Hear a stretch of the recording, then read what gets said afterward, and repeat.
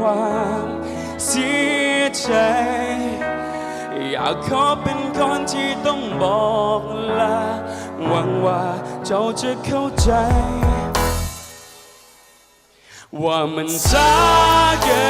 นไปให้เจ้าหาคนใหม่เจ้าก็รู้ดีแก่ใจว่ามันเป็นไปบ่ได้ก็ต้องฝืนมันอีกเลยบอกมีใครเข้าใจว่าเราหากันเท่าใดขัดขวางทุกอย่างกีดกันทุกหนทางยอมแพ้แล้วบอกมีวันจะได้หากันขอบใจสำหรับเสียงตัวมือแล้วกันเนาะก่อนอื่นหมวดนอสนนก็ข้อสบายดีอย่างเป็นทางการกับบรรดาแขกบรรดาทานทุกท่านในทีนี้เนาะมื้อนี้สนนก็รู้สึกดีใจแล้วก็ตื่นเต้นเนาะตื่นเต้นทุกครั้งที่ขึ้นเวทีร้องเพลงแล้วก็เป็นสิ่งเดียวที่เห็นให้สนนมีความสุขแล้วก็มื้อนี้รู้สึกมีความสุขเป็นพิเศษเพราะว่ารู้สึกเป็นเกียรติหลายที่ได้มีโอกาสได้ขึ้นมาเป็นส่วนหนึ่งในการมอบซีซั่นให้บรรดาแขกบรรดาทานในเวทีอันทรงเกียรตินั่นก็คือเวที Miss International ลาวประจำปี 2018 ในครั้งนี้นะซึ่งว่าเพลงที่จบไปนั้นชื่อว่าเพลงบ่มีวันจะได้ฮักกันของไอแซมอินทราพิทักษ์เนาะซึ่งว่ามื้อนี้สนนได้นำใช้เพลงนี้มาสร้างสรรค์หรือว่ามาสร้างความมวลซื่นให้บรรดาแขกบรรดาทานเนาะหวังว่าทุกๆคนจะมีความสุขบ่หลายก็น้อยเนาะและสำหรับมื้อนี้สุดท้ายนี้เนาะสนนก็อยากฝากให้ทุกๆคนช่วยให้กำลังแห่งใจแห่งเสียให้บรรดาหนังสาวผู้เข้าประกวดและก็สนนกันที่โอกาสนี้ให้กำลังใจทุกๆคนเนาะจงโชคดีและก็มีความสุขในการแข่งขันหรือว่าการประกวดในครั้งนี้เนาะขอบใจเอาข้อเสียงให้บรรดาหนังสาวถึงบ้านหนึ่งได้บ่เข้าใจ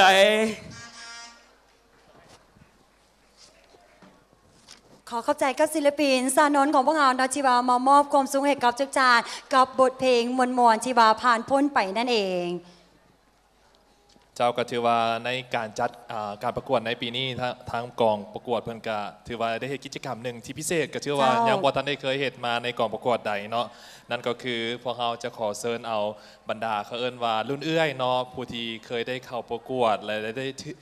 ได้ขับไปร่วมการแข่งขันอยู่ที่เวทีใหญ่ๆเนาะให้ขึ้นมากล่าวประสบการณ์บอกหรือว่าจะมาแนะนำเทคนิคต่างๆไว้จังไดให้สามารถกินใจกรรมการในเวลาการไปประกวดตัวจริงถือว่าเทคนิคต่างๆนี่ก็ถือว่ามีผลเนาะต่อกับสาวงามของพวกเราถือว่าในค่ำคืนนี้หนึ่งเดียวเท่านั้นนะจะถือคัดเลือกไปประกวดอยู่ประเทศญี่ปุ่นในการประกวด Miss International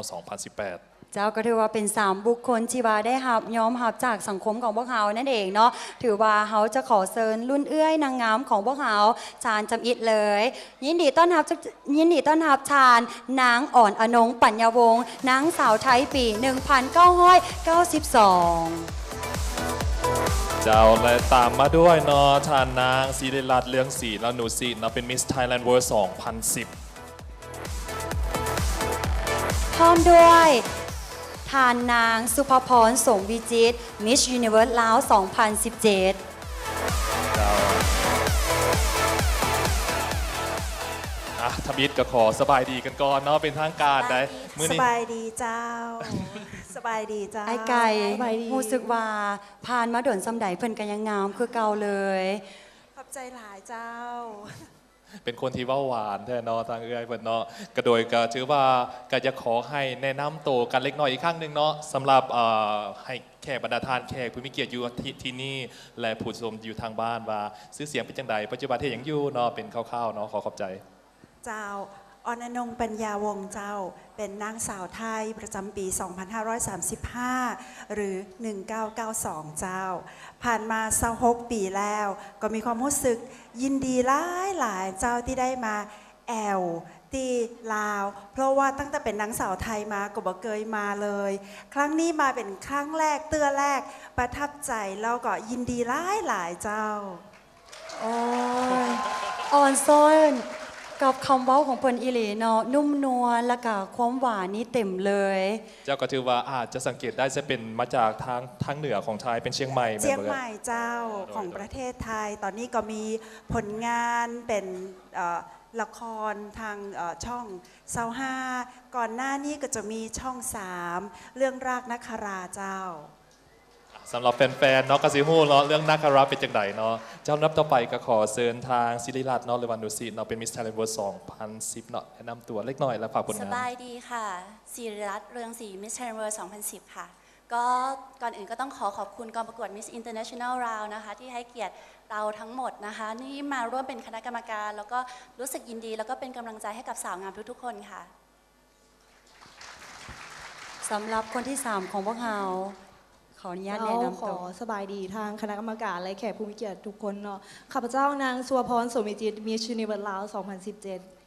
เจ้าก็จะได้คุ้นหน้าคุ้นตาดีเนาะสำหรับน้องนุ้ยของเฮานั่นเอง ก็ถือว่าทั้ง 3 ทานเป็นบุคคลที่ว่าก้าวสู่ระดับเวทีสากลมาเป็นชีเฮียบห้อยกันแล้ว ซึ่งว่าน้องๆทางด้านหลังของพวกเฮาก็อยากจะได้คำแนะนำดีๆ จากทางรุ่นเอื้อยทั้ง 3 ทานของพวกเฮาว่าในการก้าวเข้าสู่เวทีระดับสากลเฮาต้องเตรียมความพร้อมแบบใดแน่ เอาพี่ใหญ่ก่อนแล้วกันนะขออนุญาตพูดภาคกลางแล้วกันนะคะ ก็คืออยากจะบอกว่าสิ่งที่สำคัญที่สุดนะคะ นั่นก็คือความมั่นใจ ความเป็นธรรมชาติ แล้วเหนือสิ่งอื่นใดเลยค่ะ เราไม่ต้องปรุงแต่งอะไร ความเป็นธรรมชาติของเรา แล้วก็การแสดงตัวตนที่แท้จริง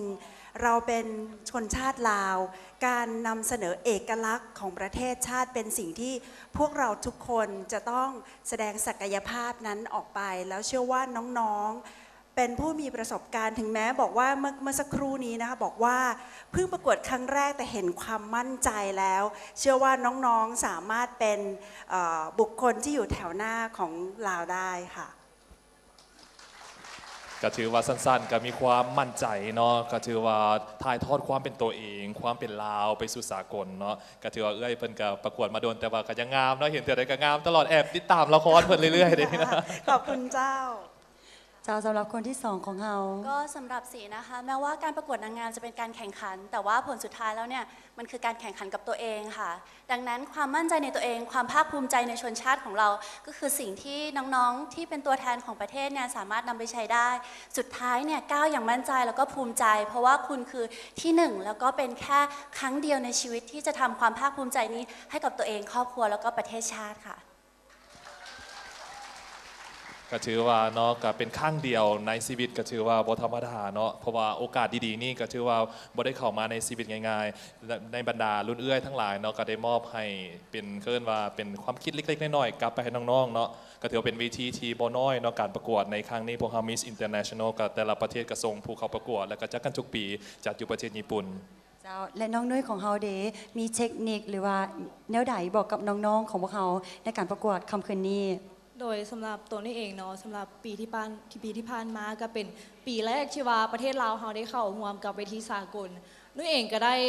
ด้ประสบการณ์อหย่างจากหลายๆอย่างเลย จากที่เป็นผู้หญิงธรรมดาเขาก็เป็นผู้หญิงที่แบบว่ามีความมั่นใจมีความกล้าแสดงออกแล้วก็ได้รับมิตรภาพได้รับหลายๆอย่าง และอยากฝากถึงน้องๆที่ว่าจะไปต่อก็คือความมั่นใจในตัวเองและความเป็นแม่ยิงลาวเฮานี่แหละมันคือเสน่ห์และมันเป็นเอกลักษณ์มันเป็นอีหยังที่เป็นเสน่ห์ของเฮาอยู่แล้วโดย เจ้าถือว่าคำตอบที่ว่าให้เทคนิคน้องๆนี่แต่ละคนบ่ธรรมดากันอีหลีเลยเจนนี่ฟังอยู่เจนนี่ก็เก็บเกี่ยวได้ข้อมูลต่างๆ เข้าในสมองเลย เพราะว่ามันจะเป็นอีก1 บาท 9ที่ว่าเฮาควรปฏิบัติอยู่ในสังคมเฮานั่นเอง เจ้าก็ถือว่าเวทีของพวกเรามื้อนี้นอกจากว่าจะค้นหาสาวงามที่จะไปประกวดอยู่ที่ญี่ปุ่นเนาะอยู่ใน Miss International 2018 แล้วก็ถือว่าทางทีมงานของพวกเรานี่ก็สุดที่จะแบบเอาใจใส่เนาะอยากเตรียมความพร้อมให้แก่สาวงามของพวกเรานี่ไปสู่วิธีสากลและมีความมั่นใจ และที่สำคัญเนาะก็จะให้เขาไปรอบเลิกๆเนาะปีที่แล้วในรอบ8คนสุดท้าย แม่ ปีนี้ก็จะให้เขาเลิกเก่าๆเนาะก็ขอขอบใจเนาะทางเขาเอิ้นว่าทางรุ่นเอื้อยเนาะของพวกเราที่มาให้คำแนะนำดีๆสำหรับน้องๆของพวกเราในการประกวด Miss International ลาว 2018 ในค่ำคืนมื้อนี้ เจ้าก็ถือว่าเฮาจะให้ทางลูกได้ของพวกเฮาทั้ง3ทานอยู่เชิงเวทีกันก่อนเพื่อเฮาจะก้าวเข้าสู่การถ่ายรูปภาพรวมนั่นเองกับบรรดานางสาวของพวกเฮาที่อยู่ทางด้านลุมนั่นเองฉะนั้นข้าพเจ้าเนาะขอเฮียนเชิญสำหรับน้องนางสาวมิสเวอร์ลาวประจำปี 2018 พร้อมด้วยมิสยูนิเวอร์สลาว 2018 ของพวกเฮาพร้อมด้วยมิสซูเปอร์2017 เจ้าขอเชิญด้านเชิงเวทีเลย ถือว่าจะเป็นการเก็บเอาภาพที่มีความสำคัญเนอนและเป็นภาพที่มีความทรงเกียรติที่สุดสำหรับในค่ำคืนมื้อนี้ของพวกเราได้เสื้อเชิญเอาถึงว่าสาวงามจากหลายๆเวทีเนาะทั้งเป็นรุ่นเอื้อยหรือว่าเป็นรุ่นปัจจุบันนี้ก็ถือว่าได้เข้ามาร่วมเป็นสักขีพยานในการประกวดในค่ำคืนนี้ เจ้าพร้อมด้วยมิสซูเปอร์ปี 2018 พวกเขาก็สิขอยับไส้สวยออกไปน้อยนึงเนอนแล้วก็ให้ทางสาวงามของ เจ้า พวก และ เรา ทุ ได้ กค จั น ด เล เก็บ ย ก็จะมี Miss Tourism of the Year แล้วก็มี Miss Tourism ลาวของพวกเขา เจ้าอย่ามาด้านข้าพเจ้าก็ได้เนาะก็เหลืออีกคนหนึ่งอย่างเราโดย ฉะนั้นตอนนี้เนาะหลายๆ คนก็จะคุ้นหน้าคุ้นตากันแล้ว แต่ว่ายังมีหลายๆชาญที่ว่าอยากจะฮู้ชื่อเสียงแห่งนามเนาะแล้วก็ตำแหน่งของน้องๆที่ว่าครอบครองมงกุฎอยู่ในปัจจุบันนี้รู้สึกว่าเหลื่อมตาบอไอ้ไก่อยู่เชิงเวทีของพวกเรา หลายมงเนาะก็ มิ่งมัง ล ใส่ตาเขาเลยตอนนี้ เจ้าขอเสียง โดด ตุ้ ด่ ม น ดังๆเนาะการต้อนรับครั้งนี้แล้วพวกเขาจะขอให้เพิ่นแนะนำเล็กน้อยเนาะและฝากผลงานว่าจะมีกิจกรรมอย่างดีๆเกิดขึ้น และเฮ็ดให้พวกเขาได้มีการเคินว่าติดตามรุ่นๆน้ำกันว่าพวกเพิ่นสิมีแผนการเฮ็ดเพียงใดๆและมีการไปประกวดเดใดๆ เจ้าก็ถือว่ารางวัลใหม่ๆหมาดๆของพวกเขาเนาะมิสลาวเวอร์นั่นเองประจำปี 2018 ของพวกเขาขออนุญาตแนะนำเลย สบายดีก่อนอื่นเมื่อก็ขอสบายดีคณะกรรมการทุกๆท่านและก็แขกที่อยู่ในฮอนี้มื้อนี้ติ๊กก็เป็นเกียรติหลายที่ได้มาอยู่ถึงเวทีมิสอินเตอร์เนชั่นแนลลาวเนาะข้าพเจ้ากระดุมเพชรไสยวงศ์มิสเวิร์ลาว 2018 และกำลังจะไปประกวดต่อเวทีซานยาประเทศจีน และขอแฮงเสียแฮงใจจากพี่น้องชาวลาวเมื่อทุกคนเป็นกำลังใจให้ติ๊กด้วย และที่สำคัญกับติ๊กขอเป็นกำลังใจให้น้องๆทั้ง20คนที่เวทีมิสอินเตอร์เนชั่นแนลเนาะทุกคนงามกันเมื่อทุกคนเลยโดยขอบใจ โดยเจ้าสบายดีข้าพเจ้าอ่อนอนงหอมสมบัติ Miss Universe ลาว 2018 โดยในต่างหน้าที่จะไปประกวดอยู่ที่ประเทศไทยเนาะในท้ายปีนี้ข้าพเจ้าขอฝากแห่งกำลังใจให้ทุกคนช่วยเชียร์และเป็นกำลังใจให้นางงามทุกคนที่จะไปประกวดในใกล้ๆนี้และข้าพเจ้าจะเฮ็ดให้ดีที่สุดและที่สำคัญแม่นข้าพเจ้าก็อยากขอเป็นกำลังใจให้นางงาม Miss International ลาวปี 2018 ที่จะประกาศในไวๆนี้ขอเป็นกำลังใจให้สาวงามลาวเฮาไปสู่เวทีสากลอยังภาคภูมิใจโดยขอขอบใจ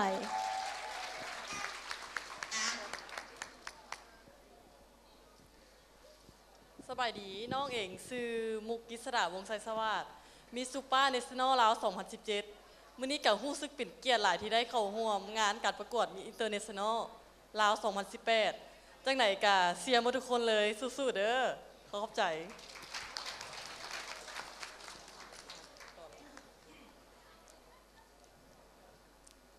สบา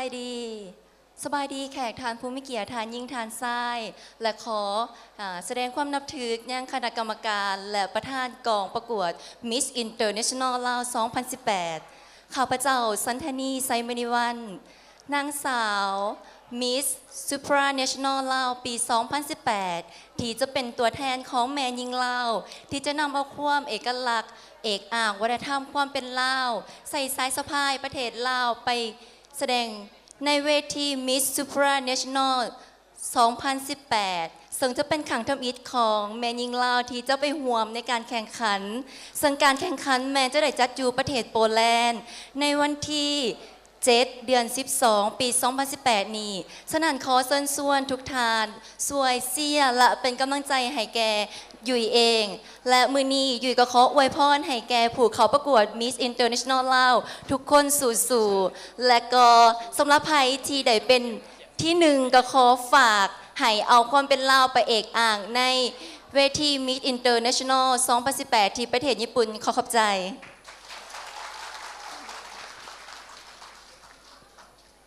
สบายดีทานผู้มีเกียรติทุกท่าน และคณะอำนวยการคณะกรรมการทุกท่านข้าพเจ้ามีชื่อว่าแสงสวรรค์ศรีหาราช Miss Tourism Queen of the Year International ลาว 2018 ซึ่งเป็นตัวแทนของสาวลาวไปประกวดเวทีระดับสากลอยู่ที่เซี่ยงไฮ้สปป.จีนในเดือน 12 นี้ขอ ให้ทุกคนฝากเป็นกำลังใจและช่วยเชียร์น้องในเด้อและสำหรับนางสาวคนไผ่ที่บ่ได้เข้ารอบก็เป็นประสบการณ์ที่ดีโดยและก็ขอเป็นกำลังใจให้น้องๆเอื้อยหรือว่าน้องๆ10 คนสุดท้ายให้เฮ็ดให้เต็มที่ที่สุดขอขอบใจ สบายดีสุนิตาไซสนะมิสทูริซึมลาวปี 2018 ขอสบายดีผู้อำนวยกรรมการและท่านผู้มีเกียรติทุกคนและก็ขอเป็นแห้งกำลังใจให้น้องๆทั้ง10 คนเนาะขอขอบใจ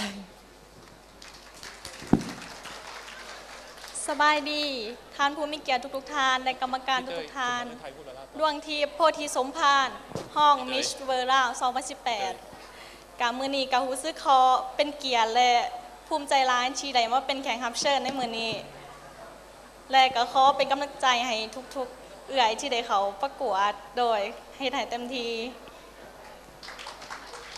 เจ้าแล้วก็ต้องขอบใจทั้งหมดเนาะซึ่งว่าเป็นรุ่นเอื้อยของพวกเราที่ว่าได้แนะนำตัวเองนั่นเอง เจ้าก็ถือว่าลำดับต่อไป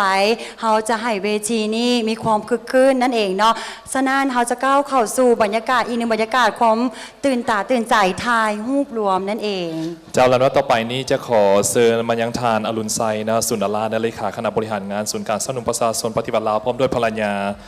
and now I also would like to invite Excellencies Takeshi Hikahara, the ambassador of Laos, to PDR and the spouse for the photo session. Please kindly proceed to the stage.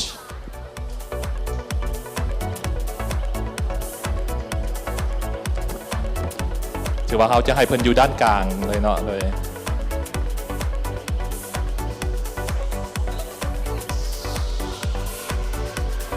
เจ้าคือว่าให้เพิ่นอยู่ด้านกลางเนาะเพราะเขาจะ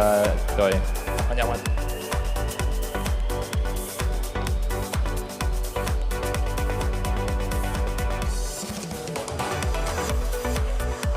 เจ้าและพร้อมด้วยทานนางยอดแก้วมณีสุพรรณวงศ์เนาะรองประธานศูนย์กลางแนวเล่าสร้างชาติเนาะและทั้งเป็นเกิดมาเป็นลูกสาวของประธานประเทศสุพรรณวงศ์เนาะจะเป็นประธานประเทศลาวคนจำอิดเนาะก็ได้เกียรติกันมาพร้อมด้วยลูกสาว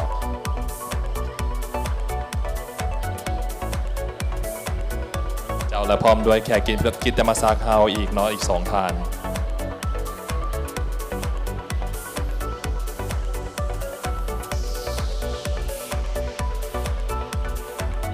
เจ้าก็ถือว่าเป็นอีกหนึ่งบรรยากาศแห่งความประทับใจของค่ำคืนนี้ที่จะให้บรรดาไอ้น้องสื่อมวลชนทุกแขนงการได้เก็บภาพไว้เป็นทีละหนึ่งเจ้าถือว่าตอนนี้ก็ขอขอบใจเนาะมายังทางอรุณไซสุนราชเนาะพร้อมด้วยภรรยาและทาง many thanks for the ambassador Takeshi Hikahara and the spouseและพร้อมเดียวกันนั้นก็ขอขอบใจมายังทานนางยอดแก้วมณีสุพรรณวงศ์พร้อมด้วยลูกสาวและทานแขกกิตติมศักดิ์อีก2ทานและพร้อมเดียวกันนั้นก็ขอขอบใจเนาะมายังทางเคลื่อนมานางงามรุ่นเอื้อยและผู้ปัจจุบันเนาะในหลายเวทีของพวกเรานี่ก็ขอเสียงตบมือดังๆอีกครั้งหนึ่งเนาะสำหรับการขึ้นมาให้เคล็ดลับดีๆเนาะและการฝากผลงานหลายๆอันในค่ำคืนในวันนี้การประกวด Miss International ลาว 2018 อยู่ที่นครหลวงเวียงจันทร์สปป.ลาวเจ้าก็ถือว่าตอนนี้ให้นางงามรุ่นเอื้อยของพวกเราหรือว่านางงามในปัจจุบันนี้พักผ่อนกันได้เพราะว่าเขาจะก้าวเข้าสู่ความตื่นเต้นกันอีกครั้งหนึ่งว้าวถือว่ามาตอนนี้เจนี่ก็เริ่มรู้สึกตื่นเต้นเพราะว่าเขาจะหู้ระดับไอ้ไก่ว่าไผ่จะได้เข้ารอบเลิกๆต่อไปนั่นเองก็ถือว่าเป็นอีกหนึ่งบรรยากาศที่ว่าเขาจะมาลุ้นกันและกล่องเสียของพวกเขายังอยู่กันหรือเปล่าก็ยังอยู่เนาะได้ยินกล่องเสียแบบนี้ก็ยังตื่นตาตื่นใจอยู่เส้นเก่าเส้นเคยนั่นเองซึ่งว่าการแข่งขันในค่ำคืนนี้รู้สึกว่าคึกคืนและก็ตื่นเต้นเป็นพิเศษเลยต่อมาเราจะให้ทุกท่านไปหับชมกับผู้เข้าประกวด10 คนสุดท้ายอีกข้างหนึ่งในสุดลาตรีสีขาวงดงาม Welcome our top 10 finalists in the white evening gown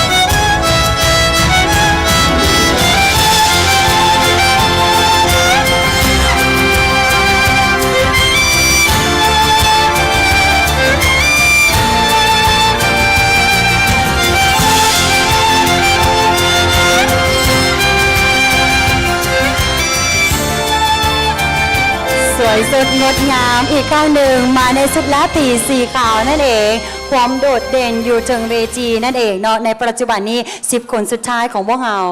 เจ้าขอเสียงตบมือดังๆอีกครั้งหนึ่งเนาะในฮอบนี้สำหรับสุดลาตรีสีขาวบ่งบอกถึงความบริสุทธิ์เจ้าก็ถือว่าเห็นน้องๆแล้วยังตื่นเต้นบ่หายคือกับตัวเองได้กลับไปประกวดอีกครั้งหนึ่งเลยไอ้ไก่เนาะความตื่นเต้นน้องๆเชื่อว่าทุกคนก็มีแต่ว่าทุกคนก็เฮ็ดความสามารถออกมาแบบว่าได้ให้ทุกคนได้เห็นว่าศักยภาพว่าความตื่นเต้นเพิ่นยังเก็บไว้อยู่ข้างในและแสดงออกมาได้ดีที่สุดเจ้าถือว่าตอนลำดับต่อไปนี่พวกเขาจะก้าวเข้าไปสู่การประกาศเนาะถือว่า6คนสุดท้ายดังนั้นเองเนาะบรรดาทานแขกผู้ชมเนาะอยู่ที่ฮอลล์แห่งนี้เนาะอยู่ที่ Crown Plaza Hotel และผู้ชมทางบ้านถือว่าตอนนี้ก็สามารถส่งมาได้เนาะสำหรับหมายเลขใดที่จะก้าวเข้าไปสู่6คนสุดท้ายสำหรับการประกวดในมื้อนี้ Miss International ลาว 2018เจ้าก็ถือว่าให้ทุกคนได้มาลุ้นกันนั่นเองเนาะกับรอบ6คนสุดท้ายกองเสียงยังอยู่บ่เพิ่นยังอยู่ได้สังเกตนี่ยังอยู่เจ้าสำหรับในการกองเสียงหนาแน่นกันอีหลีไอ้ไก่เจ้าถือว่าการประกาศของพวกเราเนาะก็ถือว่าบ่เลี้ยงต่างลำดับแต่อย่างใดแต่พร้อมเดียวกันนั้นเนาะหลังจากที่พวกเขาประกาศชื่อแล้วนางสาวเนาะผู้ที่ถึกจะย่างไปด้านหน้าและก็จะได้มีการแสดงทัศนคติเนาะในหัวข้อที่ว่าความหักสันติภาพและความงามนั่นหมายถึงว่าถ้าข้าพเจ้าประกาศชื่อผู้ทำอิฐหมายถึงเพิ่นจะเดินไปเนาะหลังจากนั้นเพิ่นก็สิกล่าวทัศนะส่วนโตเนาะในหัวข้อที่ได้กล่าวไปเบื้องต้นแล้วนั่นก็คือความหักสันติภาพและความงามถือว่าจะดำเนินไปแต่ละหมายเลขกันเลยเจ้ามาลุ้นกันเนาะตอนนี้ตื่นเต้นกันอีกทางพวกเราทั้งสองคนก็ตื่นเต้นและผลก็อยู่ในมือของพวกเราทั้งสองคนเป็นจีเฮียบห้อยสำหรับ6คนสุดท้ายที่จะได้ก้าวเข้าสู่รอบต่อไปนั่นเองกองเสียงหมายเลขอย่างเจ้าข้าพเจ้าจะขอเริ่มการประกาศ6คนสุดท้ายและลำดับที่1เนาะโดยที่บ่เลี้ยงตามหมายเลขแต่อย่างใดผู้ที่เข้ารอบคอนเทมิตได้แก่หมายเลข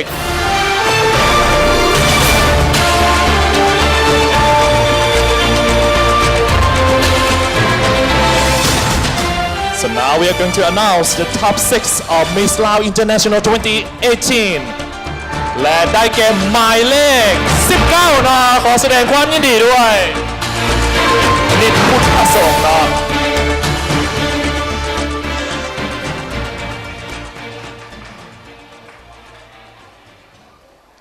โดยสำหรับน้องแล้วคำว่าในเวทีที่มีความงามสันติภาพและความฮักหมายถึงว่าความฮักเป็นสิ่งที่แสดงความรู้สึกดีๆต่อกันหมายถึงอารมณ์การดึงดูดและความผูกพันซึ่งแสดงออกถึงความเมตตาและเสน่ห์สันติภาพหมายถึงการสร้างสันติหยุดการใช้ความหุนแหงและแก้ไขข้อโต้แย้งให้มีความสามัคคีและปองดองกันและสุดท้ายก็คือความงามความงามในที่นี้หมายถึงมี2ความหมาย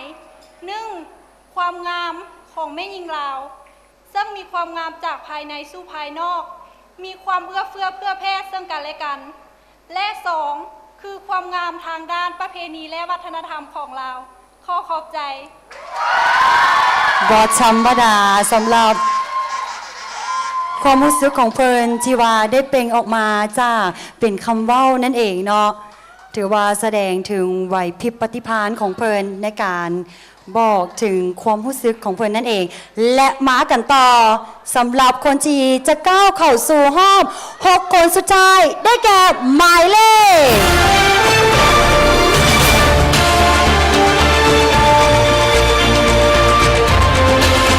ได้แก่หมายเลขไหนกองเสียงและตอนนี้ผลอยู่ในมือของข้าพเจ้าแล้วสำหรับคนที่2ที่ก้าวเข้าสู่รอบ6คนสุดท้ายได้แก่หมายเลข8ดาราพรชูสวัสดิ์ขอแสดงความยินดีด้วย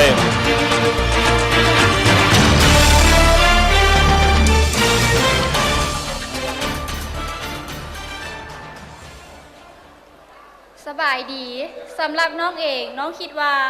เวทีแห่งความหักสันติภาพและความงามแม่นหมายถึง เวทีแห่งความหักก็ย้อนว่าน้องมีความมักหักในการที่จะมาประกวดในเวทีนี้อย่างจริงใจ 2. สันติภาพหมายถึงการอยู่ร่วมกันโดยสันติภาพ จะมีด้วยการเว้าดีคิดดีเฮ็ดดีเฮ็ดอันหนึงให้เป็นอันเดียวกัน และสิ่งที่สำคัญที่สุดนั่นก็คือความงามที่มาจากภายในสู่ภายนอกบ่ว่าจะเป็นงามทางกายวาจาจิตใจเมื่อรวมทั้ง3อันนี้จึงเกิดเป็นเวทีแห่งความหักสันติภาพและความงามขอขอบใจ เจ้าถือว่าผ่านไปเนาะมาถึงคนที่สองเข้ารอบ6คนสุดท้ายและตามด้วยผู้ที่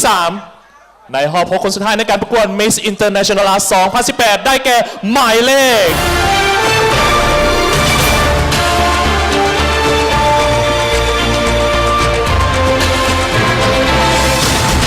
หมายเลข 16 นอนน้ำพึ่งสวัสดิ์ขอแสดงความยินดีด้วย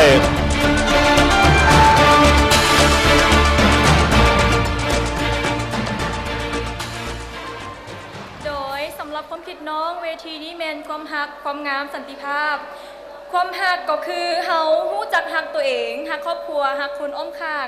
ความงามก็คืองามจากภายในสู่ภายนอกความสันติภาพก็คือการที่เฮาสามารถอยู่ร่วมกันกับหลายคนกับสังคมได้ดีโดยบ่มีการคัดแย้งกันและน้องเชื่อว่าบ่มีแต่ในภายประเทศนอกประเทศก็เช่นเดียวกันเชื่อว่าทุกคนมีความเอื้อเฟื้อเผื่อแผ่และมีความช่วยเหลือซึ่งกันและกันขอขอบใจเจ้าก็ถือว่าเป็นคำตอบน้องของผู้ที่3ตอนนี้พวกเขากับไปได้ครึ่งทางแล้วเจนี่ยังเหลืออีก3ทีเท่านั้นสำหรับผู้ที่เข้ารอบ6คนสุดท้ายในการประกวดในค่ำคืนนี้และ1เดียวเท่านั้นเนาะที่จะได้เป็นนางเคิร์นว่า Miss International ลาว 2018 และเจนี่จะมาประกาศสำหรับคนที่ 4 ที่มาได้เข้ารอบ6คนสุดท้ายได้แก่หมายเลข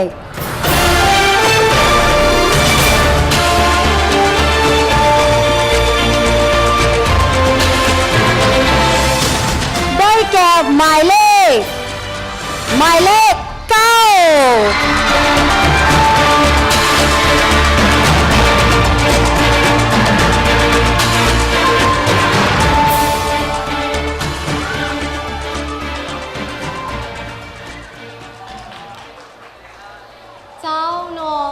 เวทีแห่งความหักสันติภาพและความงามสำหรับน้องเองนี่เป็นเวทีอันทรงเกียรติเพราะเป็นเวทีนานาชาติที่ซอกหาสาวงามที่มีความงามเพียบพร้อมไปด้วยความรู้และความสามารถมื้อนี้น้องขอต่างหน้าเมยิงลาวทุกคนออกมาแสดงความคิดเห็นในมุมมองของน้องปราศจากบ่ได้นั่นก็คือความหักซึ่งความหักอันแรกเกิดก็คือความหักที่มีให้กับพ่อแม่ต่อมาก็คือครูบาอาจารย์หักผู้นำหักหลัดหมู่ครูและเพื่อนร่วมงานและนั้นบ่งบอกได้ว่าความหักก็เป็นส่วนหนึ่งของคำว่าสันติภาพถ้าเฮาฮู้สามัคคีเอื้อเฟื้อเผื่อแผ่มีน้ำใจหักสันติหักความสงบนั่น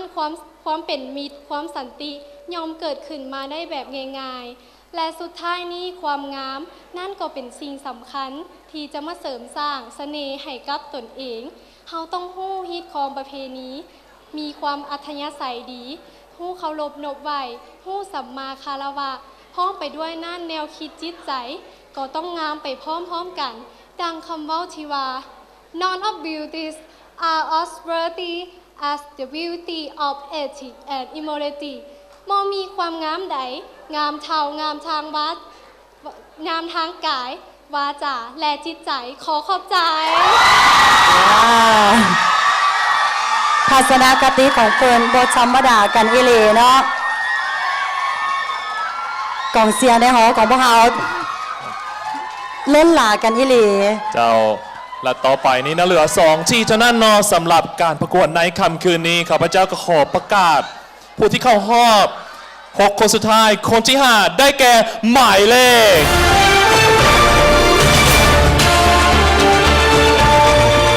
ได้แก่หมายเลข3เนาะขอแสดงความยินดีด้วยปิยามาภูประเสริฐ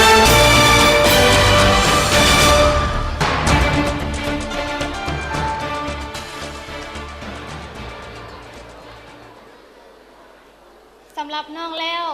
คำว่าความหักสันติภาพและความงามทุกสิ่งทุกอย่างแม้นล้วนแล้วแต่มีความเกี่ยวพันกัน มีสันติภาพจึงเกิดมีความงามและความฮักเกิดขึ้น ขอแสดงความรู้บุญคุณมายังพรรคและรัฐที่เห็นให้ประเทศเฮามีสันติภาพมากกว่า 40 ปี ขออภัยเห็นให้ประเทศเฮามีสันติภาพมาตลอด 40 กว่าปี เมื่อเกิดมีสันติภาพ ความหัก ความงาม นั่นก็เกิดขึ้น งามทางด้านวัฒนธรรมที่พ้นเด่นในสายตาประชาคมโลกบ่ว่าจะเป็นการนุ่งถือฮีตของประเพณี และยังสร้างความหักเกิดขึ้นที่แน่นแฟ้นของปวงชนลาวทั้งชาติเป็นจิตหนึ่งใจเดียวกัน หักฮีตของประเพณี หักผืนแผ่นดิน และยังหักษาเอกลักษณ์ของเราไว้มาอย่างยาวนาน น้องเองก็พร้อมที่จะรักษาสิ่งเหล่านั้น และอยากจะส่งต่อให้กับชาวต่างชาติได้รู้ว่าประเทศลาวเฮามีสันติภาพแนวใด มีความงามแนวใด และความหักของคนลาวเป็นแนวใด แต่ถ้าเป็นเสียงน้อยๆของนางปิยมาศอาจจะบ่มีผลกระทบหยังต่อชาวต่างชาติได้เลย แต่ถ้าเสียงนั้นออกจากปากนางปิยมาศภูลประเสริฐ Miss International ลาวน้องเสือว่าจะเป็นกระบอกเสียงที่ดีในเวทีโลกขอขอบใจ เจ้าก็ถือว่าเป็นคำตอบเนาะของหมายเลข 3 ปิยมาศเนาะ เจ้ากินใจไปตามๆกันสำหรับคำตอบของเพิ่นและเฮาจะก้าวเข้าสู่คนสุดท้ายสำหรับคำคืนนี้ที่ว่าจะได้เข้าห้องของคนสุดท้ายได้แก่หมายเลข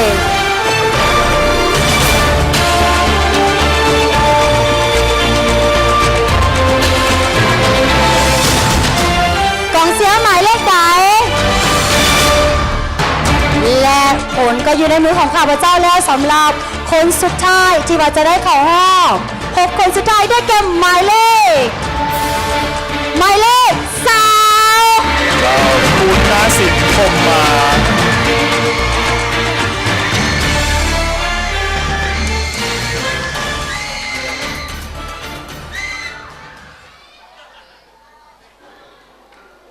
คำว่าความหักสันติภาพและความงามในทัศนคติของน้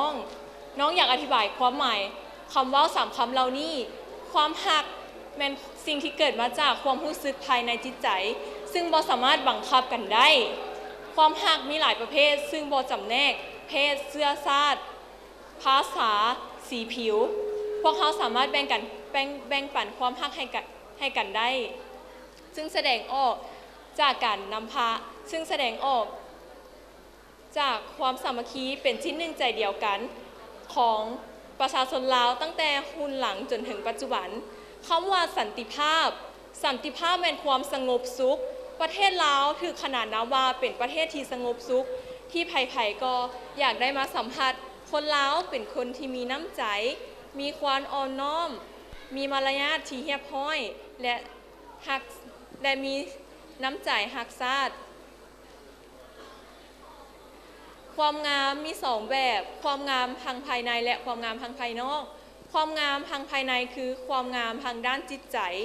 และการเว้าจาสุภาพเรียบร้อยความงามทางภายนอกแม้นความงามทางด้านรูปร่างหน้าตาประเทศลาวยังมีความงามอีกอย่างหนึ่งคือแหล่งท่องเที่ยวทางด้านวัฒนธรรมประวัติศาสตร์และธรรมชาติฉะนั้นในฐานะที่น้องเป็นแม่หญิงลาวน้องอยากนำความหักสันติภาพและความงามนี้ไปเผยแพร่ให้กับชาวโลกในสุดท้ายนี้น้องมีความภาคภูมิใจหลายที่ได้มีโอกาสมาแบ่งปันและขอให้ประชาชนลาวทุกคนบ่ว่าจะประเทศใดจงรักแพงซึ่งกันและกันอยู่อย่างสันติภาพและรักษาจิตใจที่สวยงามนี้ไว้ตลอดไปขอขอบใจเจ้านั่นก็คือคำตอบเนาะของคนที่6ของเข้าห้อง6คนสุดท้ายในการประกวด Miss International Lao 2018 so we just has the 6 of the finalists who are advancing for the Miss International Lao 2018 and they just have gave their thought on the under the topic of love peace and the beauty เจ้าก็ถือว่าเป็นชีเยี่ยมม้อยเนาะสำหรับน้องๆ6 คนสุดท้ายนั่นเองเนาะและลำดับต่อไปขอเชิญน้องนางสาว6 คนสุดท้ายของพวกเราปรากฏกายเจิงเวจีอีกครั้งหนึ่งเพื่อจะให้คณะกรรมการของพวกเราได้เบิงรูปสมที่สวยงามเพื่อจะได้รวบรวมคะแนนตัดสินเข้าไปในรอบ3 คนสุดท้ายนั่นเอง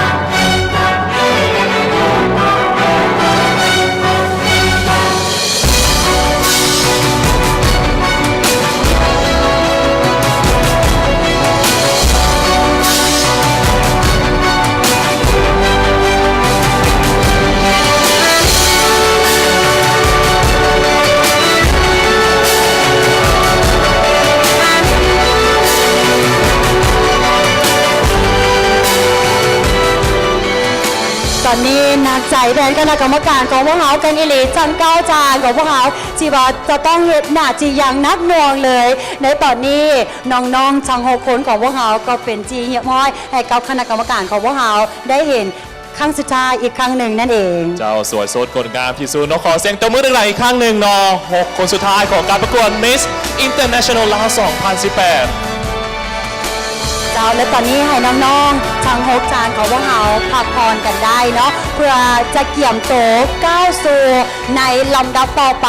ในรอบเลิกๆนั่นเองเขาก็จะมาลุ้นกันว่าไผจะได้เฮามงกุฎอันทรงเกียรติในค่ำคืนแห่งนี้ เจ้าที่สำคัญเนาะผู้ชมทางบ้านอย่าลืมเนาะตอนนี้ก็สามารถยังคอมเมนต์กันมาได้ตลอดเนาะอย่าลืมคลิกไลค์คลิกแชร์นะพวกเราจะรุ่นๆไปพร้อมกันถือว่าเป็นเวทีที่ว่าสำคัญเป็นปีที่2เนาะที่ว่าสปปลาวของพวกเราจะได้ส่งเอาสาวงามเข้าไปประกวดและมีความหวังที่สุดเนาะพวกเราจะเข้าไปในรอบเลิกๆให้ได้ในปีนี้เจ้าก็ถือว่าอีกจักหน่อยเนาะจะได้เห็นสมหน้าผู้ที่ว่าจะได้หับของมงกุฎกันอย่างแน่นอนเจ้าถือว่ามาตอนนี้เนาะพวกเราจะมา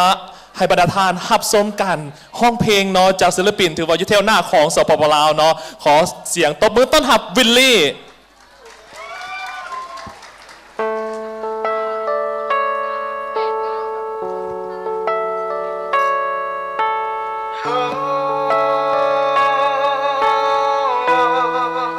สบายดี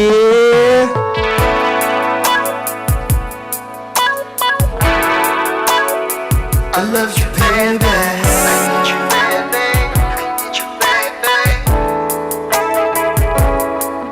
ก็รู้ตัวดีอยู่ว่าเป็นได้เท่านี้ต่อให้ทำดีเท่าใดเจ้าก็คงไม่สนใจมีแต่เขาเท่านั้นที่เข้าตาถึงเธอให้ถึงใจแต่ใจเจ้าให้เขาถึงว่าเขาจะร้ายใจเจ้าก็บอกว่าฮับได้เข้าใจความหมายที่เจ้าบอกทำดีสักครั้งทำดีสักครั้งกับเจ้าก็หนึ่งครั้งหรืออาจเป็นเพราะเสียงเดี๋ยวนี้เข้ามาคนหลายใจก็เลยก็คงต้องทำใจ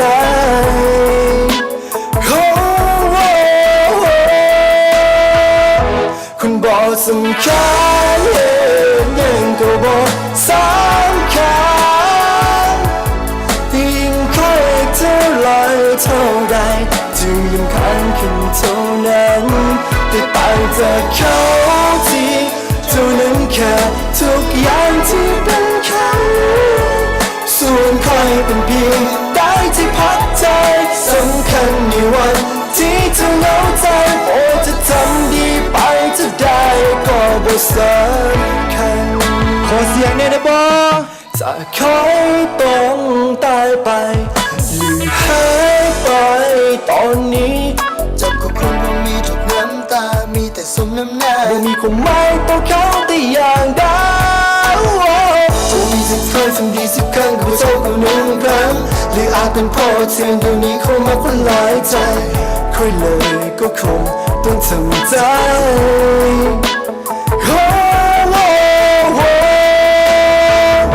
คุณบอกสำคั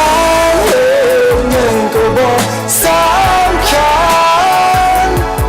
ยิ่งค่อยเท่าไรเท่าใดจึงมันคันขึ้นเท่านั้นแต่ต่างจากเขาที่เท่านั้นแค่ทุกอย่างที่เป็นเขาส่วนค่อยเป็นเพียงได้ที่พักใจสำคัญในวันที่เธอเหงาใจโอ้จะทำดีไปจะได้ก็บ่สำคัญ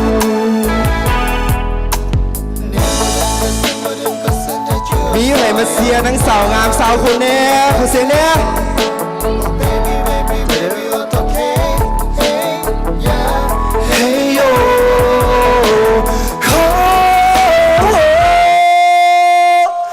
คนบอกสำคัญยังก็บอกสำคัญยิ่งค่อยเท่าไรเท่าใดจึงคันขึ้นเท่านั้นแต่ต่างจากเขาที่เท่านั้นแค่ทุกอย่างที่เป็นเขาส่วนค่อยเป็นเพียงได้ที่พักใจสำคัญในวันที่เธอเหงาใจบอกจะทำดีไปจะได้ก็บ่สำคัญ oh, I love you baby I love you baby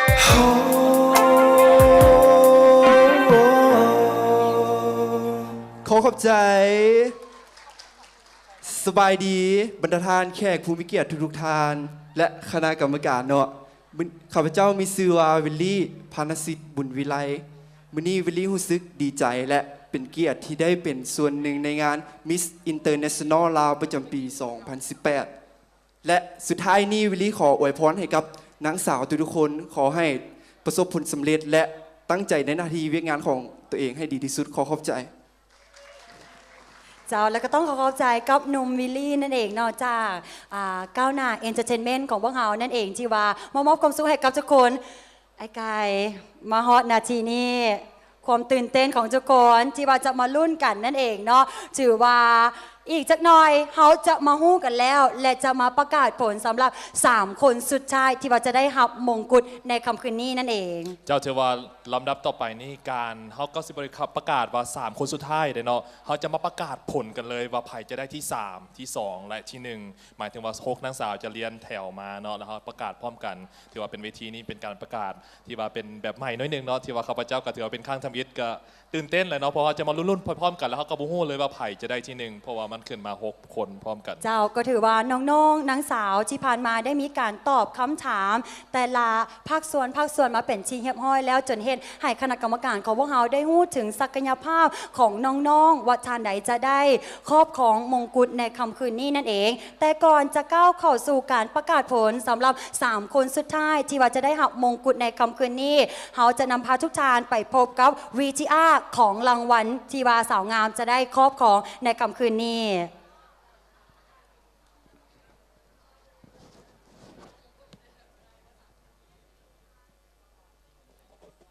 รางวัลของ Miss International ลาว 2018 จะได้รับเงินสดมูลค่า 50 ล้านกีบมงกุฎเกียรติยศไข่มุกดำอัญมณีมูลค่า 125 ล้านกีบพร้อมสายสะพาย Gift Voucher จากธีรพร Clinic in Beauty Eye Smile Music มูลค่า 37 ล้าน5แสนกีบคอร์สเรียนภาษาเกาหลีและภาษาญี่ปุ่นจากโรงเรียนพัฒนาอาชีพอุดรธานีมูลค่า 11 ล้าน7แสน50พันกีบ Gift Set สุดใหญ่จากผลิตภัณฑ์เครื่องสำอาง MTI โทรศัพท์จาก Vivo 1 เครื่องประกันภัยสุขภาพ1 ปีแผน3ที่มีวงเงินคุ้มกันสูงสุด133 ล้าน4แสนกีบทองอันดับ1 Miss International ลาว 2018 จะได้รับเงินสดมูลค่า 30 ล้านกีบมงกุฎเกียรติยศพร้อมสายสะพาย Gift Voucher จากธีรพร Clinic in Beauty Eye Smile Music มูลค่า25 ล้านกีบคอร์สเรียนภาษาเกาหลีและภาษาญี่ปุ่นจากโรงเรียนพัฒนาอาชีพอุดรธานีมูลค่า 11 ล้าน7แสน50พันกีบ Gift Set สุดใหญ่จากผลิตภัณฑ์เครื่องสำอาง MTI โทรศัพท์จาก Vivo 1 เครื่องประกันภัยสุขภาพ1 ปีแผน2ที่มีวงเงินคุ้มกันสูงสุด68 ล้าน7แสน50พันกีบห้องอันดับ2 Miss International ลาว 2018 จะได้รับเงินสดมูลค่า20 ล้านกีบมงกุฎเกียรติยศพร้อมสายสะพาย Gift Voucher จากธีรพร Clinic in Beauty Eye Smile Music มูลค่า17 ล้าน5แสนกีบคอร์สเรียนภาษาเกาหลีและภาษาญี่ปุ่นจากโรงเรียนพัฒนาอาชีพอุดรธานีมูลค่า11 ล้าน7แสน50พันกีบ Gift Set สุดใหญ่จากผลิตภัณฑ์เครื่องสำอาง MTI โทรศัพท์จาก Vivo 1 เครื่องประกันภัยสุขภาพ1 ปีแผน1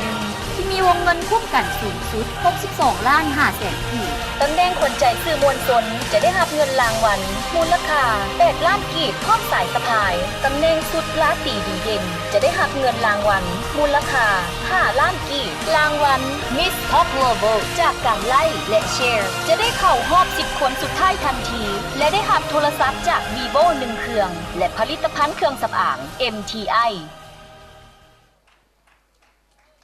เจ้าที่จบไปนั้นก็ถือว่าเป็น VTR เนาะของสำหรับรางวัลผู้จะได้รับในค่ำคืนนี้ในการประกวด Miss International ลาว 2018 แล้วนับต่อไปนี่ก็ถือว่าข้าพเจ้าเองก็ถือว่ามีความภาคภูมิใจเนาะเลยก็อยากมานำบรรดาทานมาเห็น VTR เนาะของถือว่าเป็นเกิดมาเป็น Miss International ลาว 2017 เนาะและเพิ่นก็ได้เข้าร่วมการประกวดในปีที่แล้วนี่และก็ได้ถือว่าเข้าไปในรอบถือว่าได้เป็น8 คนสุดท้ายของการประกวด Miss International เนาะ 2017 ที่ประเทศญี่ปุ่นและเป็นไผ่บ่ได้เนาะก็ถือว่าจะเป็นมีพุนศัพท์พลโยธาพวกเขามีวิธีอ้างงามๆมาให้บรรดาทานได้เบิ่งกิจกรรมมาเพิ่นไปประกวดเป็นจังได๋แน่และภาพประทับใจต่างๆขอเชิญชมได้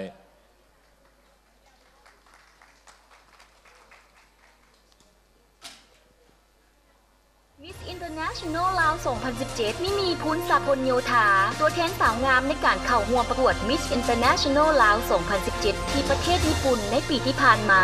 ด้วยความสดใสสมวัยของมินีเฮ็ดให้การเดินทางไปประกวดที่ผ่านมาถือได้ว่าประสบผลสำเร็จเป็นอย่างสูงส ซึ่งไม่มีถือเป็นตัวแทนของสาวงามจากสปป.ลาวเฮ็ดหน้าที่ได้อย่างสมบูรณ์แบบและเป็นที่ฮักของหมู่เพื่อนร่วมกองประกวดจากทั่วโลกมิมีได้เฮ็ดหน้าที่ตัวแทนอย่างดีที่สุดทั้งการนำเสนอสุดประจำชาติการนำเสนอสุดลาตีจนท้ายที่สุดเฮ็ดให้มิมีผ่านเข้ารอบ8คนสุดท้ายและสร้างรอยยิ้มให้กับคนลาวทั้งประเทศจากวันนั้นจนถึงวันนี้มิมีได้มีคนรู้จักหลายขึ้นเป็นที่ฮักของคนรอบข้างด้วยการวางตัวที่อ่อนน้อมมีรอยยิ้มเฮ็ดให้มิมีผลงานทางด้านการบันเทิงต่างๆทั้งการเดินแบบการถ่ายแบบรวมถึงการออกงานสังคมอยู่หลายครั้งที่สำคัญที่สุดมิมีได้ปฏิบัติหน้าที่ Miss International ลาว 2017 ได้อย่างสมบูรณ์และบ่ขาดตกบกพร่องในค่ำคืนนี้จะเป็นค่ำคืนแห่งความประทับใจและความทรงจำที่ดีตลอดไปของมิมีพูนศักดิ์พลโยธาเจ้าก็ถือว่าเป็นวิดีโอที่มีความภาคภูมิใจแล้วแน่นอนเนาะเป็นท็อป 8 หรือว่า8 คนสุดท้ายในการประกวดปีที่แล้วปีนี้เขาจะมาค้นหาน้ำกันเนาะสำหรับการประกวด Miss International ลาว 2018 และพวกเขาก็มีความหวังเลิกๆเนาะจะเข้าไปให้ได้เลิกก็เก่าอีกอันนี้ก็ถือว่าจะฝากความหวังเนาะมายังแกนน้องสาวของพวกเขายัง6 ชาติเนาะถือว่าตอนนี้ก็อยู่ในรอบ6 คนสุดท้ายของการประกวดในค่ำคืนนี้เจ้าก็ถือว่าในมื้อนี้เขาก็จะเห็นผู้ที่ว่าจะเป็นตัวแทนในปี 2018 ของพวกเขากันอย่างแน่นอนนั่นเองและระยะนี้ถือว่าเป็นค่ำคืนแห่งพิเศษแห่งสำคัญของการอำลาตำแหน่งของ Miss International ลาว 2017 ที่เพิ่นได้สร้างประวัติศาสตร์หน้าใหม่ให้กับประเทศลาวที่ว่าก้าวสู่เวทีระดับสากลฮอบเลิกที่สุดในการประกวดที่ว่าได้เป็นตัวแทนของประเทศลาว 8 คนสุดท้ายนั่นเองเอาเป็นว่าตอนนี้ไปพบกับมิมีพูนทรัพย์พลโยธา Please welcome Mimi Punsap Ponyota for the final walk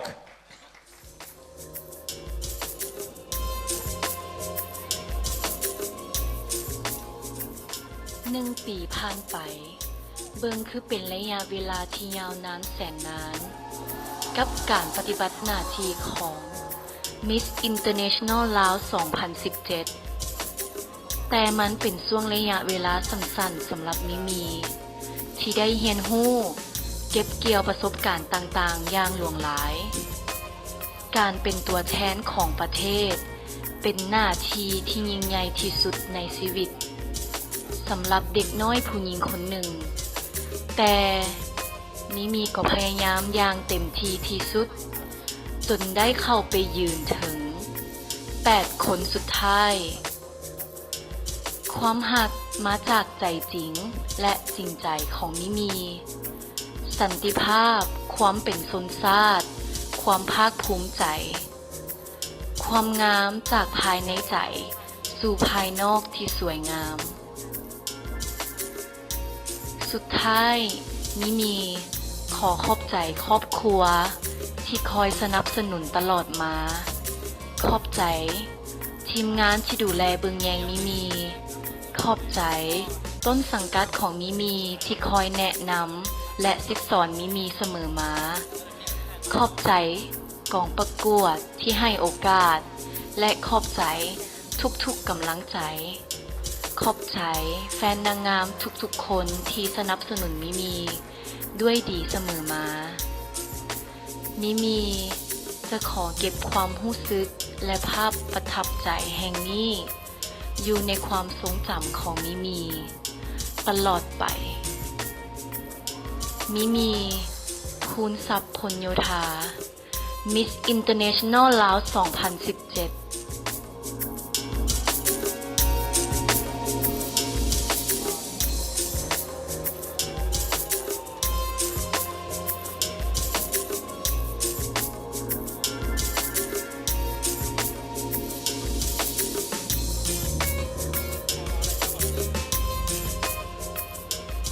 ความภูมิใจของประเทศลาวกับมีพูนทรัพย์พลโยธา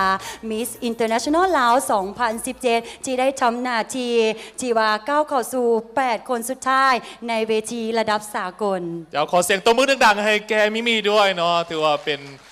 การย่าง Final Walk ที่ว่าซาบซึ้งที่สุดในมือนี้ก็ถือว่าได้เป็นปฏิบัติหน้าที่ถือว่าได้สู่สุดๆและก็มาฮอดจุดที่ว่าสร้างชื่อเสียงให้แก่ประเทศเฮากับข้าพเจ้าเองเนาะกับมือการประกวดตอนนั้นเฮาก็เป็นผู้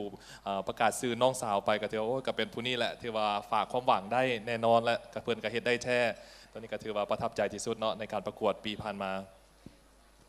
เจ้าและต่อไปเนาะให้พักทุกคนความตื่นตาตื่นใจหรือว่าความตื่นเต้นนั่นเองเนาะเพราะว่าอีกลำดับต่อไปเราจะประกาศ3คนเนาะที่ว่าจะได้หับมงกุฎในค่ำคืนนี้ เจ้าก็ถือว่าเป็นการประกาศผลของการประกวดเลยเพราะเขาจะมาประกาศที่3ที่2และที่1กันไปเนาะถือว่าอีกบ่พอเท่าไหร่นะทีนี้แต่ว่าก่อนจะไปเบิ่งผลก็ถือว่าให้บรรดาทานครบเบิ่งโฆษณากันก่อนขอเชิญชม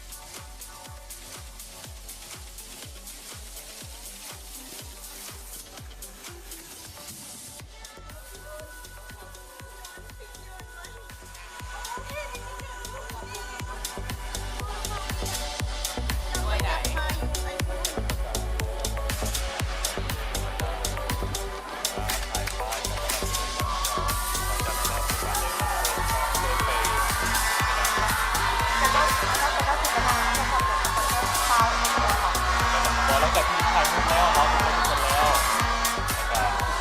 ตอนนี้กำลังคิดอยู่ว่าจะโยนไปเซิร์ฟราวดีไหมแล้วก็หลังจากนั้นเดี๋ยวพอเขาถ่ายรูปเสร็จก่อนที่นี่นั่นแล้วก่อนขอบคุณนะครับที่จะปิดรายการขอขอบคุณ 27 รายชื่อดีไหมหรือว่าขอบคุณไปก่อนเลยแต่กลัวมันยืดเยื้ออะไรอย่างเงี้ยขอบคุณก็คือให้เป็นเซิร์ฟราวก่อนแล้วก็ไปถ่ายรูป3 คนเสร็จแล้วก็ขอบคุณสปอนเซอร์ที่นั่นแล้วก็จบปิดได้เลย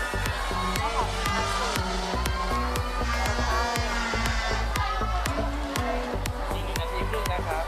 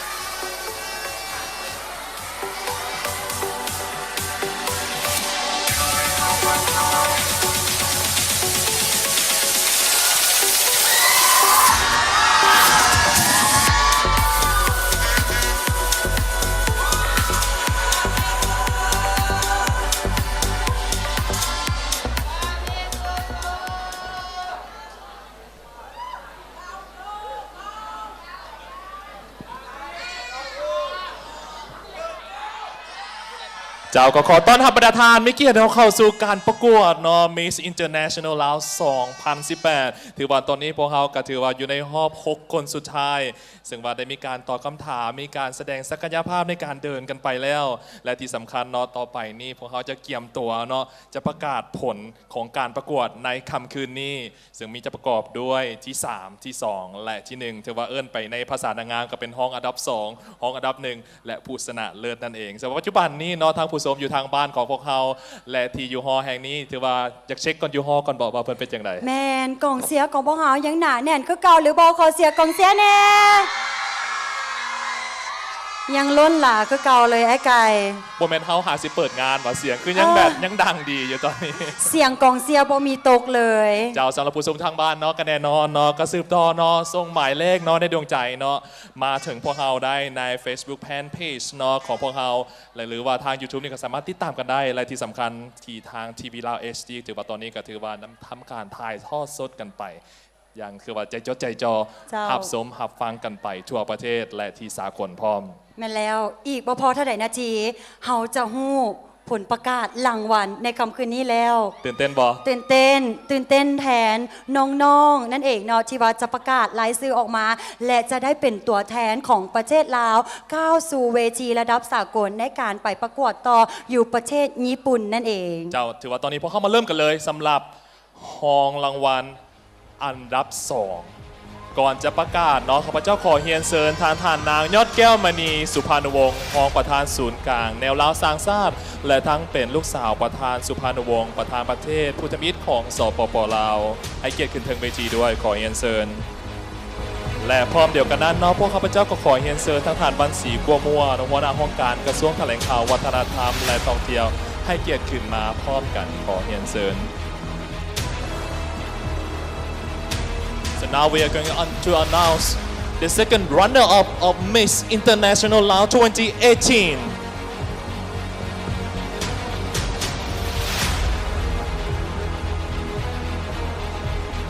เจ้าสำหรับผู้ที่ได้ห้องอันดับ 2 ได้แก่หมายเลข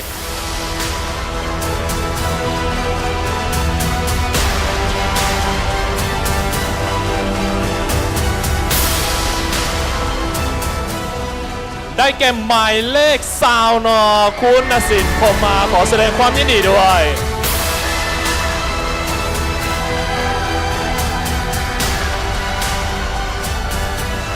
เจ้าจะขอเฮียนเชิญท่านทางนางยอดแก้วมณีสุพรรณวงศ์ให้เกียรติมอบมงกุฎพร้อมด้วยสายสะพายและทานวันศรีกัวมั่วเนาะให้เกียรติมอบเงินรางวัลงดงามกันอีหลีสำหรับหมายเลขสาวของพวกเราเจ้าคนจะมอบมงกุฎให้เลยเนาะสำหรับรางวัลนี้ขอเฮียนเชิญทางนางยอดแก้วมณีสุพรรณวงศ์ได้มอบมงกุฎพร้อมด้วยสายสะพาย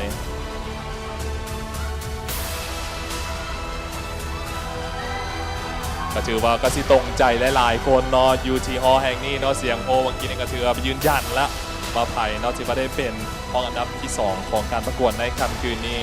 เจ้าก็ถือว่าสมใจกองเสียของพวกเขาเนาะที่อยู่ทางด้านหน้าเสียงกองเสียของพวกเขาบ่มีตกเลย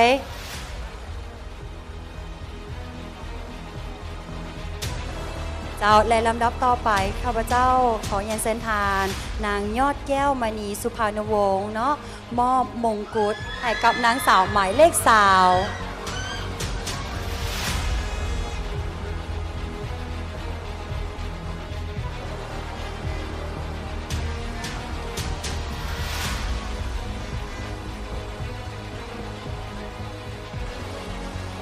เจ้าและตอนนี้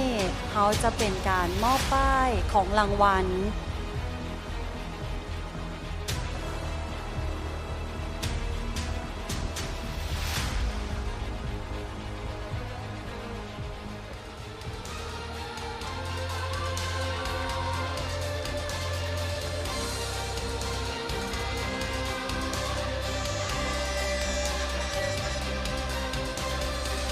เจ้าและรบกวนให้นุ่มรอของพวกเราติดสายสะพายให้กับน้องหมายเลขสาวของพวกเราด้วย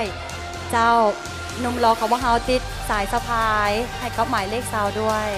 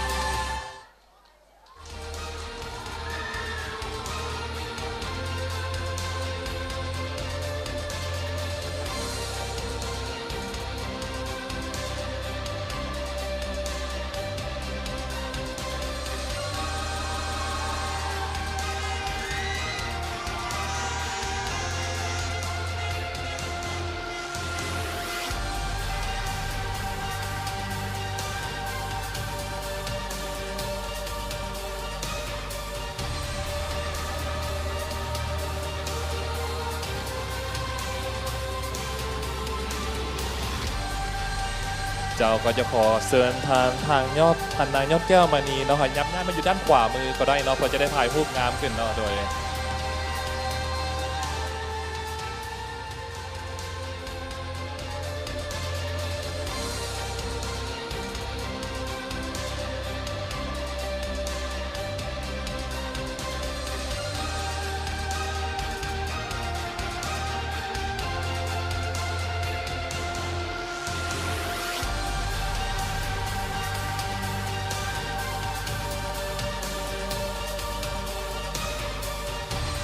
ถือว่าก็มีหลายรางวัลเนาะสำหรับห้อง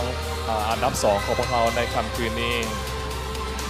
หมายเลขสาวนางคูณนสินพรมมาอายุ19 ปีเนาะน้ำหนัก50 กิโลส่วนสูง172และสัดส่วน32 25 36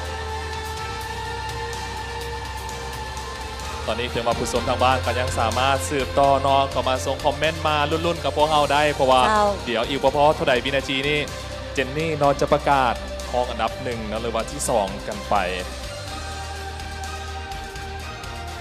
ก็ถือว่าตอนนี้เป็นบรรยากาศมอบของรางวัลให้กับน้องนางสาวหมายเลขสาว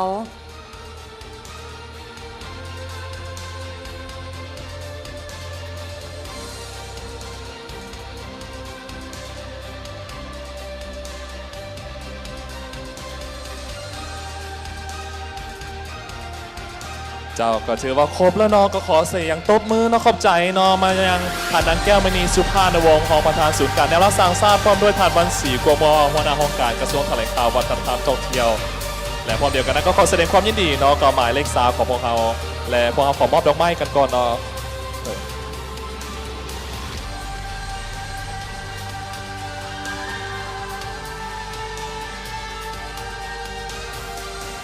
สวยสดงดงามเนาะสำหรับการประกวดในครั้งนี้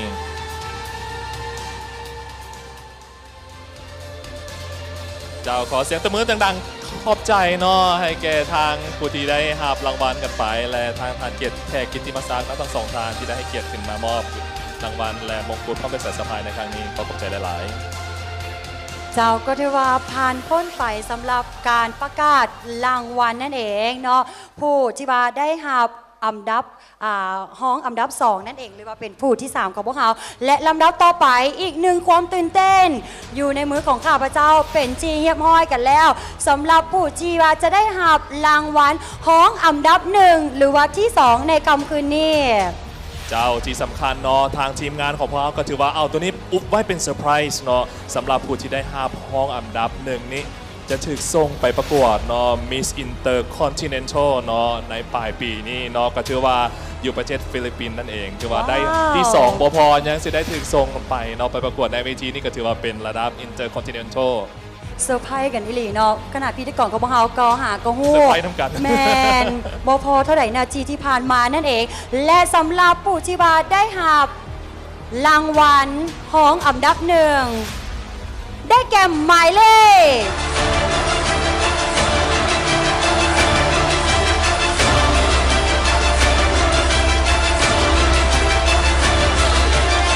เจ้า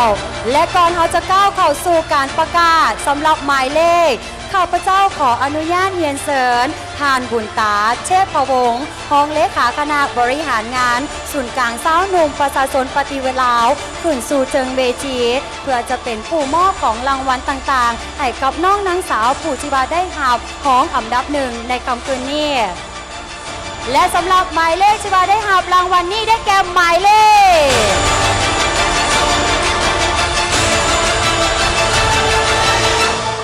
กองเสียหมายเลขหยังหมายเลขอย่างดังก็นี่ได้บ่และหมายเลขที่ว่าได้หาบรางวัลห้องอันดับ1ได้แก่หมายเลข9ญาติฟ้าพรหมวงศ์เจ้าถือว่าเป็นห้องที่1หรือว่าอันดับ2นั่นเองก็ถือว่าจะเป็นผู้ที่ได้ถือส่งไปประกวดเนาะเป็นตั้งนายสาวลาวในการประกวด Miss Intercontinental เจ้าก็ถือว่าจะเป็นอีกหนึ่งน้องนางสาวที่ว่าจะได้ก้าวเข้าสู่เวทีระดับสากลถือว่าบ่ธรรมดากันอีหลี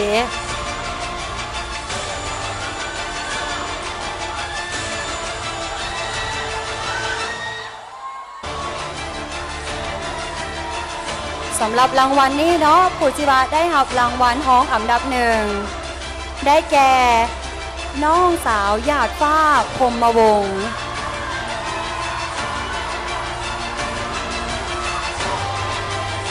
สมใจกองเสียของพวกเราอยู่ทางด้านหน้ากันนี่เลยเนาะ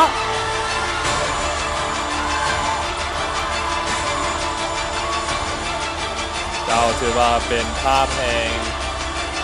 ความทรงจำที่ดี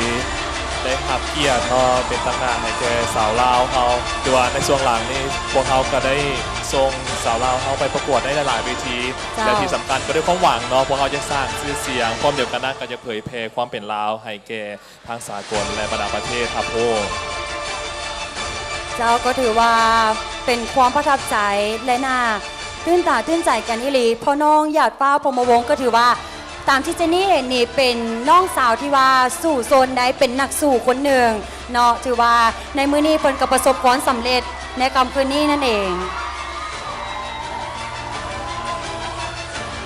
ถือว่าพวกเขาตอนนี้ยังสืบต่อรุ่นกันเนาะถึงว่า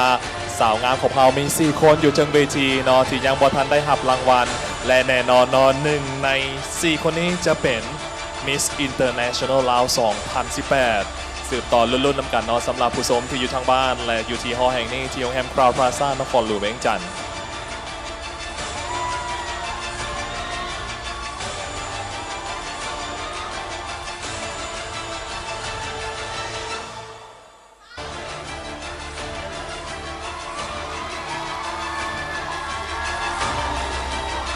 เจ้าและก็ต้องขอบใจมายังทานบุญตาเชฟพะวงศ์ห้องเลขาคณะบริหารงานศูนย์กลางสาวหนุ่มประชาชนปฏิวัติลาวที่ได้ให้เกียรติขึ้นสู่จังเวทีมอบของรางวัลต่างๆให้กับญาติฟ้าพรหมวงศ์นั่นเองที่ว่าได้รางวัลห้องอันดับหนึ่งเจ้าตอนนี้ก็ถือว่าความตื่นเต้นนี่ถือว่าขึ้นถึงว่าขีดสุดยอดแล้วตื่นตอนนี้หายใจเลิกๆพร้อมกันเจ้าพวกเขาก็สินตั้งสติขึ้นหน่อยหนึ่งเนาะในการประกาศรางวัลในตอนนี้เนาะบรรดาทานพ่อมอในการประกาศสำหรับผู้ชนะเลิศรางวัลถือว่าเป็น Miss International Laos ประจำปี 2018 so now we're going to announce the winner of Miss International Laos 2018 เจ้าระดับต่อไปนี้ขอเฮียนเซินทั้งท่านอรุณไซสุนทรราชเลขาคณะบริหารงานศูนย์กลางสาวหนุ่มประชาชนปฏิบัติลาวให้เกียรติขึ้นถึงเวทีเพื่อเป็นการก้าเกียรติมอบรางวัลพร้อมเดียวกันนั้นก็ขอเฮียนเซินทั้งทานคำละวันจันทรวันห้องว่าหน้าห้องว่าการสำนักงานนายกรัฐมนตรีให้เกียรติขึ้นมอบรางวัลขอเฮียนเซินตอนนี้กองเสียของพวกเราลุ้นไปน้ำกันเนาะและการผู้ชมอยู่ทางบ้านก็ลุ้นไปพร้อมๆกันเพราะว่าเขาจะประกาศผู้ชนะเลิศที่ว่าจะได้รับรางวัลหรือว่ามงกุฎอันทรงเกียรติ Miss International ลาว 2018 เจ้าถือว่าเป็นระยะที่สำคัญที่สุดเนาะตอนนี้ก็ถือว่าการก้าเกียมการมาประกวดกิจกรรมต่างๆจนมาฮอดมื้อนี้เนาะการตอบคำถามการยางโซต่างๆถือว่ามงสิลงนี่บ่ง่ายเลยสำหรับการประกวดในค่ำคืนของมื้อนี้สาวลาวของพวกเรามีความสามารถและก็ถือว่าได้พิสูจน์เนาะให้ทางบรรดาทานแขกที่มีเกียรติอยู่ที่หอแห่งนี้แห่งพลาซ่าพร้อมด้วยผู้ชมที่อยู่ทางบ้านถือว่าตอนนี้พวกเขาจะก้าวเข้าไปสู่การประกาศผลรางวัล Miss International Laos 2018 ซึ่งผู้ที่ได้รับรางวัลนี้ได้แก่หมายเลข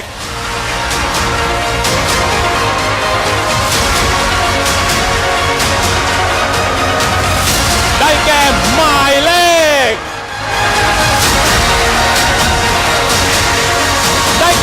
ลข3เนาะขอแสดงความยินดีด้วยปิยมาศ ภูลประเสริฐ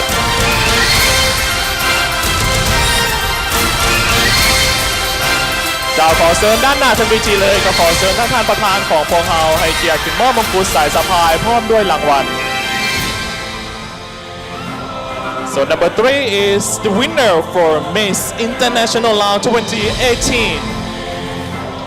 สำหรับหมายเลข 3 ปิยมาศ ภูลประเสริฐจีวาได้รับรางวัลและมงกุฎอันทรงเกียรติ Miss International Laos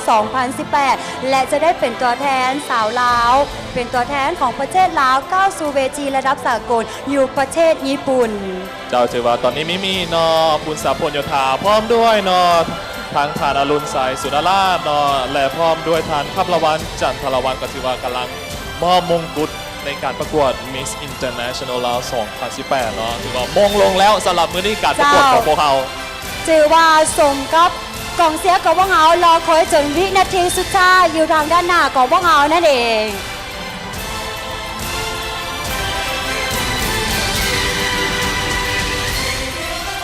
ถือว่าเวทีนี้ค่ำคืนนี้ก็ให้ทุกคนได้เห็นแล้วเนาะ สำหรับศักยภาพของแม่หญิงลาวของพวกเขาที่ว่านอกจากจะมีความงามที่โดดเด่นแล้วน้องนางสาวหมายเลข3ของพวกเขายังมีไหวพริบปฏิภาณในการตอบคำถามแต่ละภาคส่วนเนาะเป็นชี้เยี่ยมห้อยจนได้ใจคณะกรรมการของพวกเขาในค่ำคืนนี้นั่นเอง เจ้าถือว่าพวกเขาก็จะฝากความหวังเนาะไปยังปิยมาศพูดประเสริฐซึ่งว่าปีนี้จะเป็นผู้ตั้งหน้าให้แก่สาวงามของเราวเฮาไปประกวด UG Miss International เนาะ 2018 ที่ประเทศญี่ปุ่นคือว่าในท้ายปีนี้อาจจะเป็นเดือนพฤศจิกเนาะก็ถือว่าตอนนี้ก็ถือว่าส่งกำลังใจและแน่นอนเนาะพวกเราสาวลาวของพวกเรานี่ก็ฝากกำลังใจเนาะส่งไปผลโหวตหรือว่าคอมเมนต์ต่างๆเนาะในทาง Facebookแฟนเพจเนาะของ Miss International ได้หรือว่าเป็นกำลังใจซอยกันเนาะหวังเข้ารอบเลิกๆให้ได้เนาะหรือว่าเลิกเข้าไปอีกถือว่าสร้างประวัติศาสตร์หน้าใหม่ให้แก่ประเทศเฮาเนาะประเทศลาวเฮาให้มีชื่อเสียงให้มีความเอิ้นว่าฮับโฮในที่สากลและที่สำคัญในปีนี้เป็นปีท่องเที่ยวลาวกับเป็นอีกเวทีหนึ่งเนาะที่ให้อยู่สปปลาวนั้นเฮานี่เป็นที่ฮับโฮในสากลเจ้าก็ถือว่าน้องนางสาวปิยมาศพูนประเสริฐก็จะได้เป็นตัวแทนและเป็นอีก1 บาท 9ของเพิ่นที่ว่าจะก้าวสู่เวทีระดับสากลนั่นเองถือว่าอยู่ข้างกันเนาะ2คนเนาะ Miss International ลาว 2017 และ Miss International ลาว 2018 บรรดาท่านขึ้นว่างามบ่ถือว่าถึกใจเนาะถือว่าผู้ชมทางบ้านนี่ก็สามารถร่วมหัวใจมาให้พวกเขาเนาะทางการผู้จัดงานในครั้งนี้ก็ถือว่ามีความภาคภูมิใจที่สุดเนาะในการจัดงานดีๆนี้ในมีการก้าเกมดีๆเพื่อจะนำเอาสาวลาวเนาะไปประกวดสู่เวทีของ Miss Internationalเจ้าก็ถือว่าเป็นอีกหนึ่งบรรยากาศนอแห่งความภาคภูมิใจของน้องนางสาวหมายเลข3นั่นเองเลยในปัจจุบันนี้นอบรรดาไอ้น้องสื่อมวลชนทุกแขนงการก็ได้เก็บภาพเป็นทีละนึกกับของรางวัลต่างๆที่ว่าเพิ่นจะได้หาบ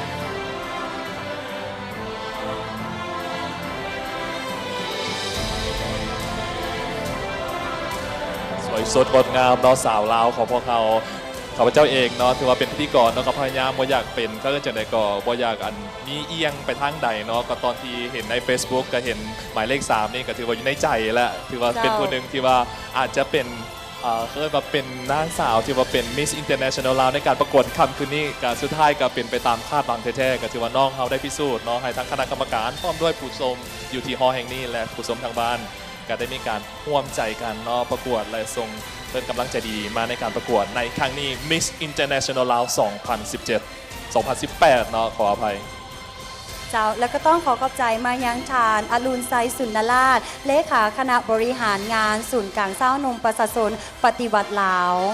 พร้อมด้วยทานคำลาวันจันทาลาวันห้องหัวหน้าห้องว่าการสำนักงานนายกรัฐมนตรีที่ได้ให้เกียรติขึ้นสู่เชิงเวที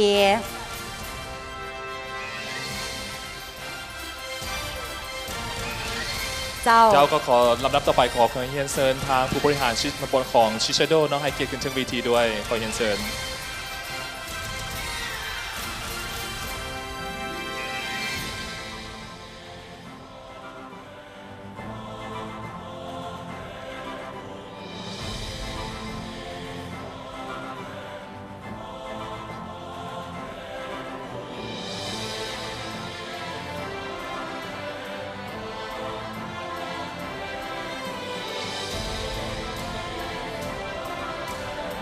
เจ้าก็ถือว่ามงกุฎงามๆนี่เนาะก็ถือว่ามูลค่า500,000 บาทนี่ก็ถือว่าได้รับการสนับสนุนโดยท่านอัมมอนเนาะก็ถือว่าเป็นผู้สนับสนุนดีๆในการจัดการประกวดในการก้าเกี่ยมในครั้งนี้มงกุฎของพวกเขาก็ถือว่าเป็นสัญลักษณ์หนึ่งเนาะที่ว่าบอกถึงผู้ชนะเลิศในการแข่งขันการประกวด Miss International 2018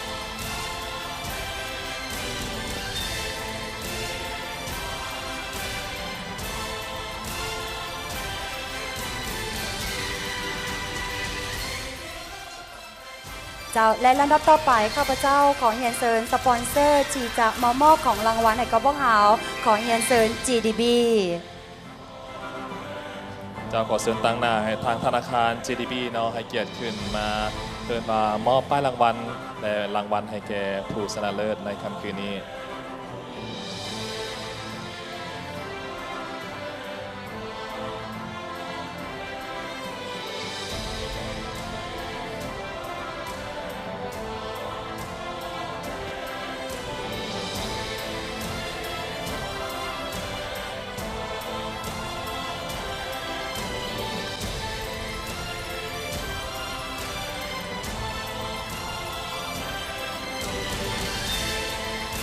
จ้าจะขอทีมงานของพวกเราเนาะขอป้ายด้วยเนาะป้ายรางวัล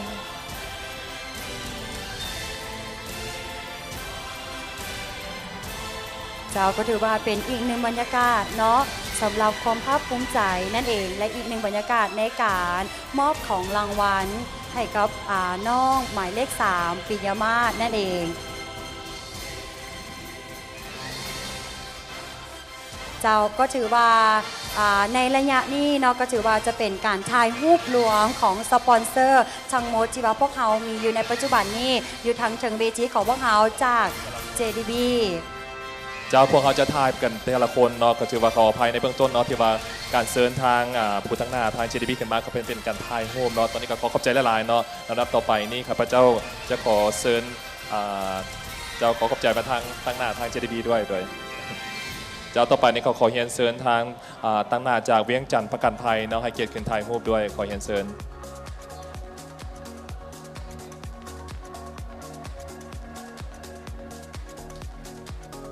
เจ้าเวียงจันทร์ประกันภัยเนาะขอเซิร์นผู้ตั้งหน้าด้วยขอเฮียนเซิร์น